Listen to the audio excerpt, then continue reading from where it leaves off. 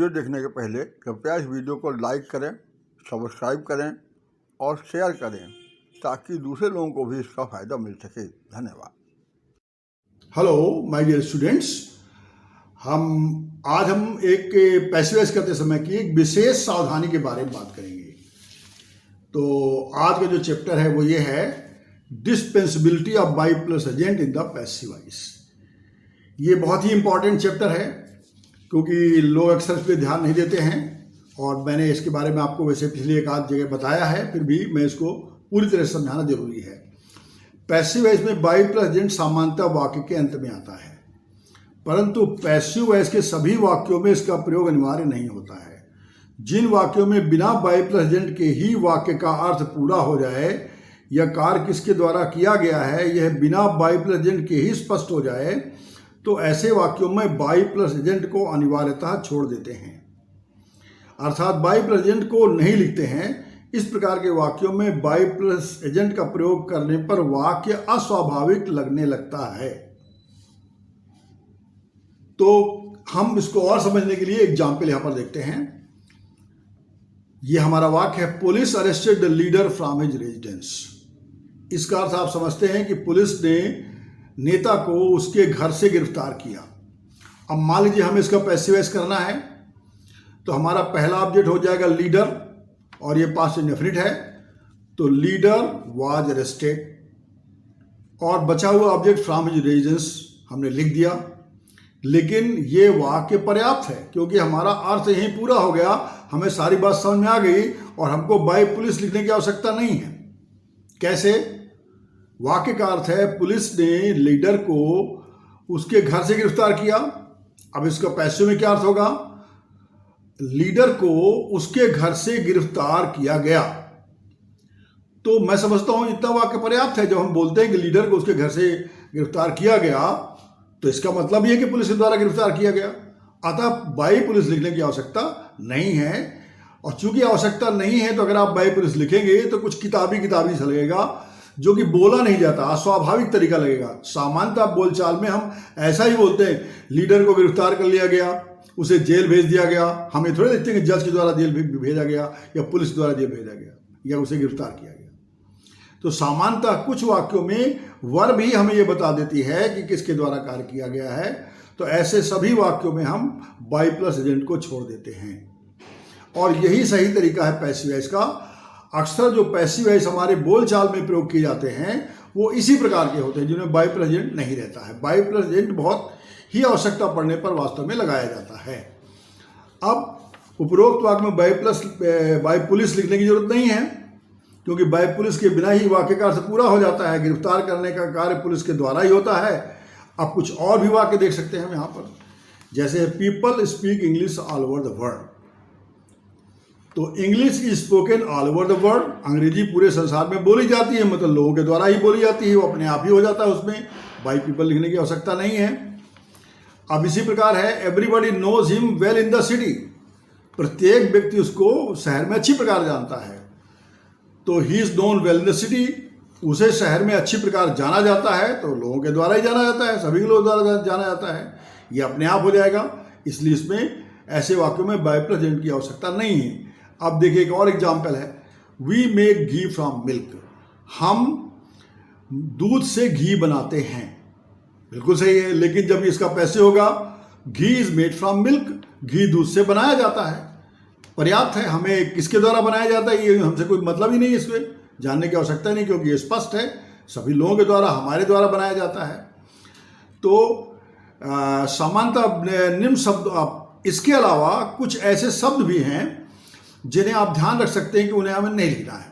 तो मैं यहाँ ऐसे शब्दों की लिस्ट दे रहा हूँ जिसे आप याद कर लें और जिनको बाई प्लस एजेंट में मत लिखें, छोड़ दें। जैसे बाई ऑल है, बाई एवरीबडी है, बाई एवरीवन है, बाई एनीबडी है, बाई एनीवन है, और बाई समबडी है, बाई समवन है, बाई वन है, बाई अस है, बाई पीपल है, बाई देम है ना। In the sense of all, जब बाई देम का मतलब सभी के लिए हो। By you in the sense of all, by you का भी मतलब कभी सभी लोगों के द्वारा होता है।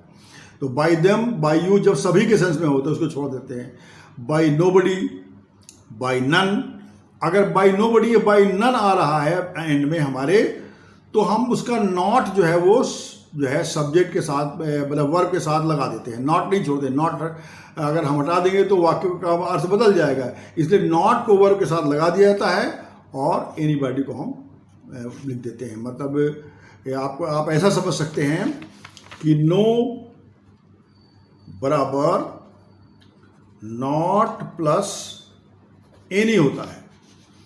तो ऐसी स्थिति में नॉट को लगा दिया जाएगा और जैसे फॉर एग्जाम्पल मैं यहाँ पर एग्जाम्पल आपको करके बता देता हूँ। नो बॉडी हेल्प्ड हिम, ये हमारा वाक्य है, इसका हमें पैसिव करना है। तो ये हो जाएगा he was helped by nobody आना चाहिए। He was helped by nobody, क्योंकि नोबडी हमारा सब्जेक्ट है। लेकिन हम क्या करेंगे, यहाँ पर इसका जो नॉट है नोबडी का वो यहाँ लगा देंगे हम। ही वॉज नॉट हेल्प्ड, अब हो जाएगा ये बाई एनीबडी, यहाँ पर आ गया लास्ट में। लेकिन हमको बाई एनीबडी नहीं लिखना है तो हम इसको छोड़ देंगे, हमारा वाक्य सिर्फ इतना बचेगा, ही वॉज नॉट हेल्प्ड। तो नोबडी वाली स्थिति में नॉट को वर्ब के साथ हम रोक लेते हैं और बाई एनीबडी को लास्ट में ले जाएंगे, वहाँ वो यूज नहीं होगा तो उसको हम पूरा छोड़ देंगे। हमारा उत्तर सिर्फ इतना होगा, ही वॉज नॉट हेल्प्ड। अब हम कुछ एग्जाम्पल यहाँ पर कर लेते हैं। जैसे people speak Hindi in India, तो यहाँ पर आप देख रहे हैं तो इसका हो जाएगा हिंदी से स्टार्ट होगा। तो ये हो जाएगा Hindi is spoken in India. By people की जरूरत नहीं है। People caught the robbers in the village, तो हो जाएगा the robbers were caught in the village। अब यहां पर बाई पीपल की जरूरत नहीं है क्योंकि हमारा फोकस इस बात पर है कि रॉबर्स को पकड़ लिया गया। किसके द्वारा पकड़ा गया ये ज्यादा इंपॉर्टेंट नहीं है, यहां पर फोकस रॉबर्स के पकड़ने के ऊपर है। अब you must write the answers of your questions in blue ink only.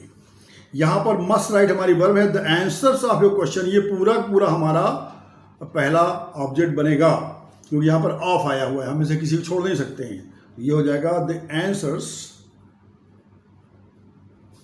Of your questions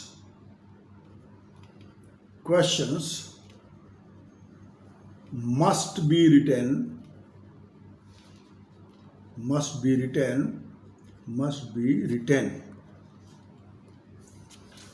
in blue ink only, in blue ink only।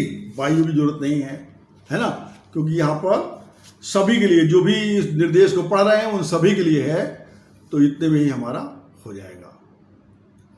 अब इसके बाद you must give him instruction, यहां पर हो जाएगा ही